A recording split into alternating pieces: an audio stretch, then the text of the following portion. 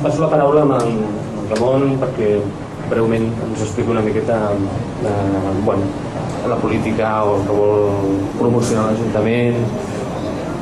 Gràcies, Miquel. Bé, només agrair-vos la possibilitat de poder estar aquí com a Ajuntament de Barcelona presentant l'inici de la campanya Practiquem l'Off. Dir-vos que aquest projecte és un dels projectes que l'Ajuntament ha recolzat amb més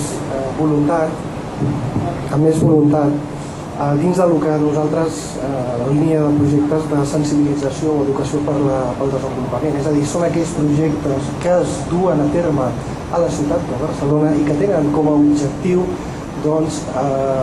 conscienciar a la població catalana, la població de la ciutat de Barcelona, sobretot sobre els principals problemes globals, entre ells les grans desigualtats i les implicacions que hi ha en temes mediambientals. Coses tan senzilles com donar l'interruptor de l'electricitat, engegar-lo o tancar-lo, això té efectes que poden tenir efectes a l'altre punt del món. I no necessàriament només en companyies nord-americanes, com deien ara els nostres petit happening que hem tingut. No estem parlant de la Exxon o de la Shell, estem precisament a la plaça Espanya. Aquí a tocat tenim les 3 xemeneies al paral·lel, que és l'antiga seu de la FECSA, que actualment és propietat d'Endesa, i Endesa és, per exemple, la propietària de totes les conques hidrogràfiques de Xile. I bé, això estan privatitzades allà, les conques hidrogràfiques, i la política energètica de Xile la marca Endesa. I això té unes conseqüències que veiem aquí en les pobles indígenes.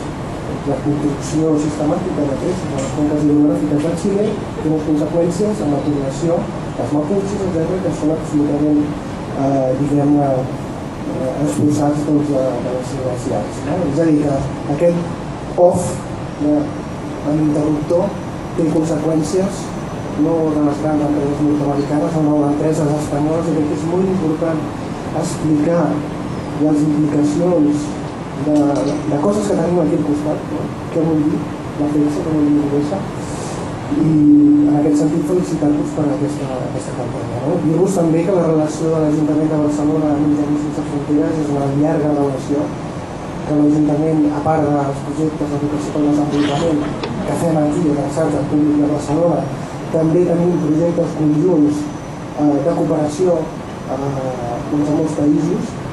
Voldria destacar 2, un a l'Equador, un projecte també energètic, d'electrificació de certes zones rurals, òbviament incorporant tots els criteris de sostenibilitat i mediambientals en aquesta electrificació, i també un altre que no és de medi ambient, però que sí que és de necessitats bàsiques, que és tot el tema de construcció de clavegueram en un barri de la rodalia de la ciutat de Barcelona.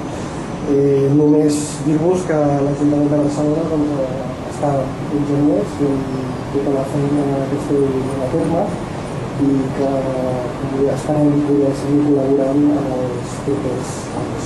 Moltes gràcies.